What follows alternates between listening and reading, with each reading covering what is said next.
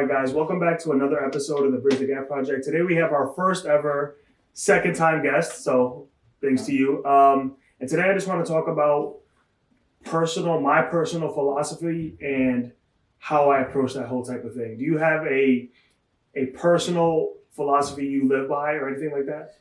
Yeah, kind of. It's just to be me, kind of. You know what I mean? Like, do everything you want to do regardless of the consequences and regardless of whatever's going on. Mm-hmm. And definitely try to make the world a little bit better by just bettering the people around you. Yeah, I would agree with most of that.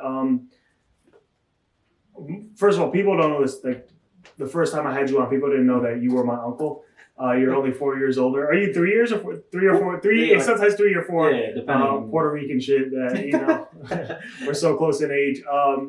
But I'm going to describe my personal philosophy here just a little bit, and just to give people a background of what I mean by this. I'm going to describe my philosophy as I'm someone who I believe in being very mentally tough, physically tough, pushing your body through hardships, and being very like a warrior in a sense, mm-hmm. but also by the same token being very gentle and loving, and like you said, trying to make the world a better place, even if it's something very small and seemingly insignificant. If I could throw out those little seeds out there, I feel I'm doing my job. So for people that don't know, me and you, when we were kids, this just to give you guys an idea of the type of shit we went through. That we used to go fist fight. We would go fist fight like on a regular basis. Just for fun, we would go fight, and it wasn't nothing too crazy. Like, we're actually beating the shit out of each other, but we said nothing on the face, but we could hit each other's bodies as hard as we could. Yeah. So yeah, I grew up around shit like that. I grew up around a whole lot of weirdo shit, but I'm thankful because like I was able to I think to come to a good understanding of the way things work in the world, mm-hmm. and also understand that people's life experiences are so different from person to person that if I can, as a man, find my way in life and carve out for me what I want and then go and pursue that, I feel like that is my life's journey. Oh, 100%. But I also feel like, going back on the physicality, like, us being physical definitely helps you grow as a man, because we need to do that stuff. We need to hit something. Like work out or this or that. Like, something physical. Yeah, absolutely. So like that, I think it helped both of us grow in certain ways, and it also teaches you about your body in other ways that like you can't learn from a book. You can read a book about running, but that's never going to be the same as running, on that track, feeling your legs burn, your muscles ache. It's the same shit with fighting. Yeah, no, I think a lot of people, I always say a lot of people talk the talk, mm-hmm. but they don't walk the walk. Most people haven't been through shit. So when they are put into a situation that makes them probably uncomfortable, they're not sure of themselves. And that's what I mean by finding your personal philosophy. You have to have had explored yourself well enough to know who you are and what resonates with you, the type of person you want to be. Like, I posted on Instagram yesterday, the 7 steps. It's like a hierarchy, like a food chart, right? So like the food pyramid. And it was like 7 steps to self-mastery. And at the bottom, like one of the first ones, either the first one or the second one, was self-exploration. Mm-hmm. And you have to go through that first before you can go through the other ones, which are like more severe and more intense, because you need to have a base understanding of who you are as a person, who Matthew is, who you are, who anybody is, to understand what you really want out of your life. Oh, 100%. Like, I always tell people when I meet them, like, when they ask me questions about myself, I say, oh, no, I'm comfortable in who I am. I like myself. I'm not sure you're going to like me, but I know at the end of the day, I'll like me. And with you, I will say this. I give you major credit. Now that I'm older, I give you much more credit than I did as kids, because maybe I didn't understand it.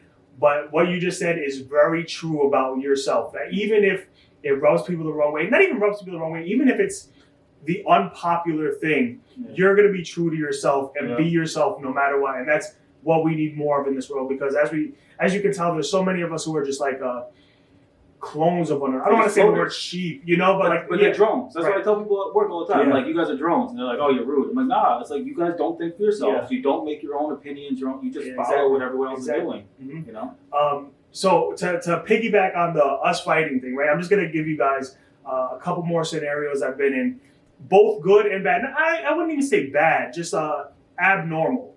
right? I mean, normal for us. But Yeah, normal for us, but so that there was another time where like I said, I'm from Haverstraw, and there was like a park right next to my dad's house. There was a time when I'm hooping, you know, I played basketball for a long time, you know, so I'm there 9, 10 years old hooping at the park around that age, 10, 11, 12, something in there, and you know, I'm hooping, and out of nowhere, like I would say, like no bullshit, like 80 people pulled up on bikes.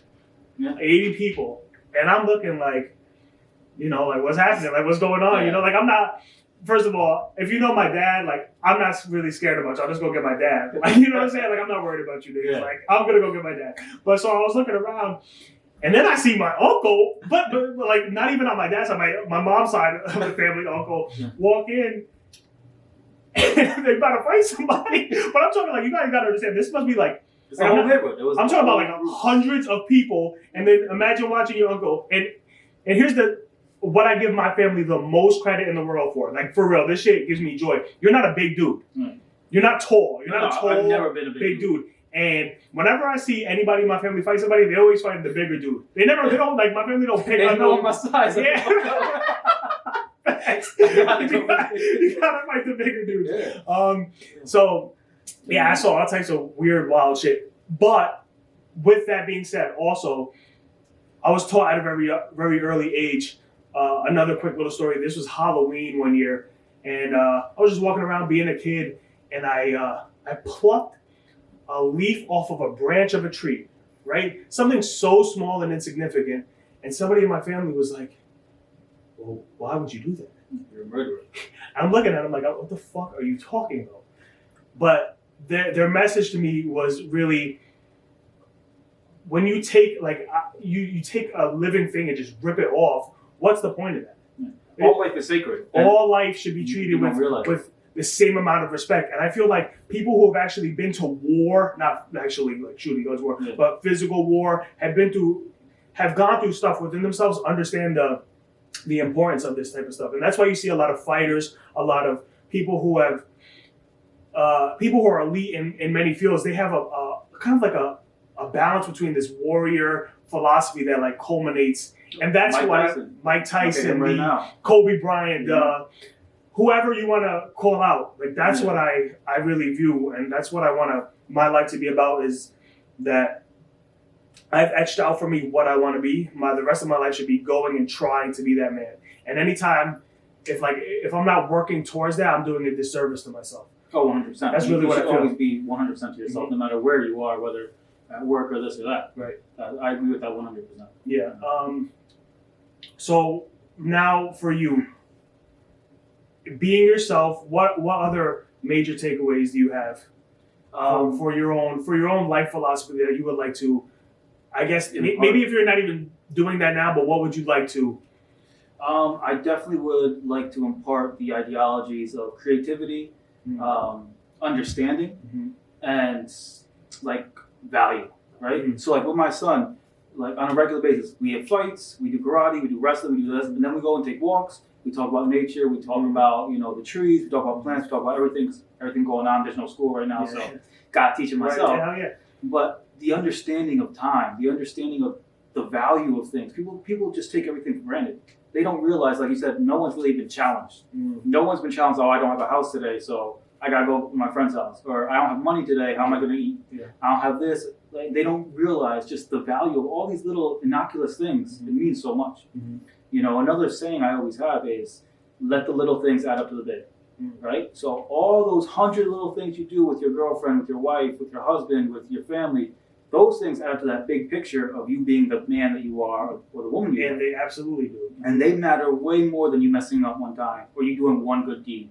Because it's a cumulative picture. It's never just that one instance, Yeah, no, I 100% agree.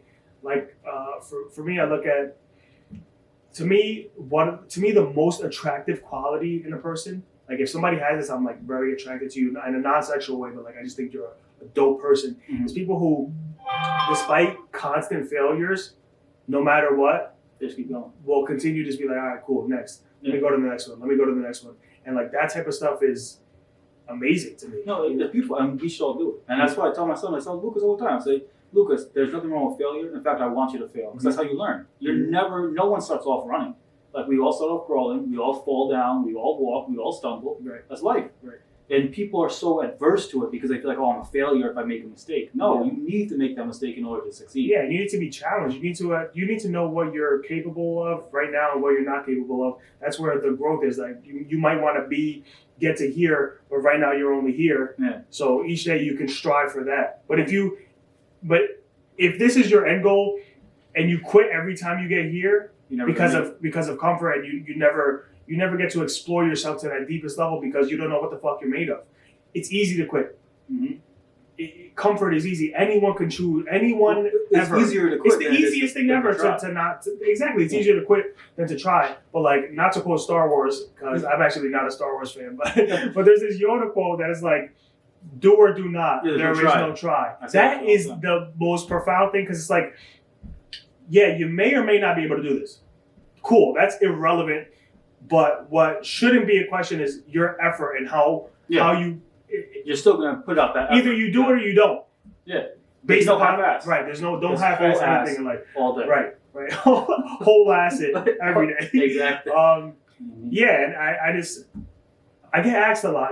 This is why today I was gonna do like one of my quick 7-minute videos, but I get asked all the time, like, yo, Matt, you're a pretty deep guy. Like, how did you get into this? And I would just tell people, like, I was fortunate enough to have such a wide picture painted as a family. Like, really. Well, I mean, look at you know what I'm saying? Like, I had not a weird family life, like bizarre actually, and it's just like all inclusive. You know, all inclusive. We have everything in our family. Everything in my family. There's depression. There's drugs. There's violence. There's love. There's intelligence. There's all this beautiful bubble of different things, and I got to peek into like behind the veil of other people's lives, even if these things weren't exclusively me. Like selling drugs and shooting at people is not me. Yeah. But people in my family have done it. Yeah, they do that. So I get to peek into like the street life, and by the same token, I get to peek into what depression looks like, and I've suffered from depression, and all these different little things. And you get to see the underneath. You see the person behind it. And I think that's what matters more than anything. People get so, like, they get stuck on this block, right? Mm-hmm. Where they're only seeing the face value. They're only seeing that face of the white supremacist who's yelling at everybody. Mm-hmm. But they don't realize what happened behind the scenes, like his depression, his sadness, whatever happened between his mother, that chick who fucking left him down. Of course. So, and that's also goes back to understanding. People aren't taking the time to understand. People don't want to understand. Well, no, but you can't figure out yourself if you don't want to understand. Mm-hmm. That's what he says. It's easier to quit. Yeah. That's another thing I've been attempting to do. I'm not a judgmental person. I mean, we all are a little judgmental, but generally speaking, I don't really give a fuck about anybody. Yeah. But when I see somebody exhibit an action or a type of behavior that I might initially deem as weird, wrong, I'm trying to, within myself, re-examine that and be like, well, why is this person this way? Instead of just immediately shutting down and being like, okay, this is a bad person or something like that. Yeah. Like, why is he this way? Or at what part of my life am I that way? Because we all have flaws and we all have things we want to get better. And so that's something I'm really attempting to as a man. Really, my life goal is to continuously improve upon who I am and be a better person and set a better example for my brothers, my sisters, my eventual kids, my wife, my family. Like, that's all I care about. I don't really care about shit else. No, but by doing that, though, you are making everything hit. Right. Like I tell Lucas all the time, you know what I mean? Me being a good father to him will make him maybe a little bit of a better person than I am, and then he can be a good father to his kids. And you continue, continue. Yeah, you instill the right things, and you teach that this. My personal belief is that this world is very hard, harsh, unforgiving, doesn't care what you look like. The world is difficult for everybody. Like, people have easy lives, relatively speaking, but there's still challenges faced for everybody. But if you can be harder than that and still be gentle and still be loving and still pass on those seeds of beauty and care and all these positive things while still being within yourself a warrior, a hard worker, someone who doesn't really take shit, then you're doing your job. And I guess that's what I really wanted to come on here and say is like, if if you can exhibit those qualities that you want in a person while still being a hard worker, still being a tough guy, still being all these things, then I feel like you're doing the right thing. Of course. And you also have to understand like when the tough guy is necessary. Sometimes it's tougher to not say Great anything. point. Yes. You know what I mean? Sometimes it's tougher just to walk away and say, you know what, it's not worth it. Absolutely. But then you also need to understand yourself, like, okay, if you want to go to that level, Yes. we can go to that level. Right. And I say tough. I don't necessarily mean it in a physical confrontational type of way. I mean tough are like able to take a lot of shit. That's what I mean, like, you know. But yes, there's a time and a place for every type of person you have. We all have lots of different people inside of us. I have a not a violent type, but somebody who likes physical confrontation, and I also have a side that I'm like, oh, that shit is scary. I don't want to deal with none of that. You know, like soft. Somebody's soft, and if you can play with them, play with them in a way that you can bring out the right person for the right situation, and not be a slave to who you are. More so, you are controlling what you want to be in that moment, like fluidity. Yeah, you're controlling your environment. Your environment doesn't Bruce Lee, you know, be fluid to the situation and to the ever adapting situations. Then, man, you're powerful. And I always go back to this, like when you really tell yourself and start doing this stuff, you gain that power within yourself, dude. What does it matter? What happens on the outside? It is what it is. You know, you go and do the best you can with what you got. Exactly. And people don't even realize your struggle. Like people all the time, they say to me, "Oh, I didn't know you did this. I didn't know you did that. I didn't know you." Yeah. You would never know just looking at me that I was involved with people who were hurting people. Mm-hmm. You know, some of my best friends are in prison for like, you know, gangland assaults, murders, selling drugs and stuff. And meanwhile, I can talk very articulately, or I can go out in the corner and, you know, put my pants a little bit loose. Like, you can be whoever you want to be, but it's your choice to be that person. Absolutely. Yeah, no, that's a great point. I wanted to do a short one today. Do you have anything to add in that? Do you have any more?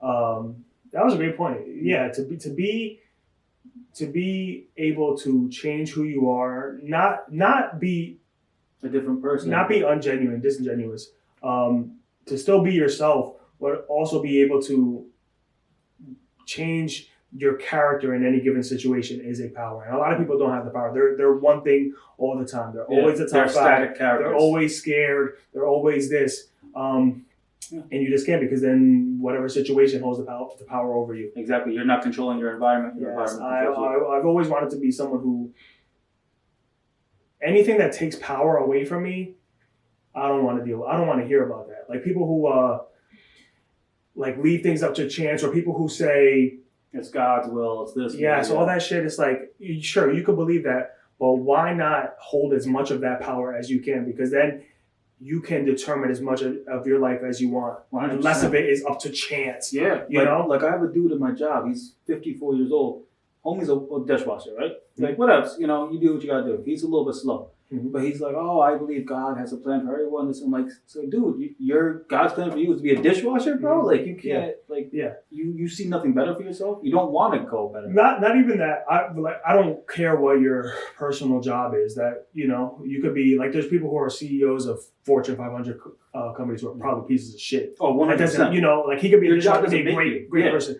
But to have the drive in yourself. Right, to have the drive in yourself to want to be more and do some... Leave something impactful in this world, because we're all going to die someday. And if I can leave something better for the future and plant seeds of hope and push people in a direction that it took me a while to figure out, and it could help them a little bit, then I feel like, hey, whatever happens, happens. Like, you did your job. You know what I'm saying? You did your job. That's all it is, you know? Yeah, like I said, guys, quick one today.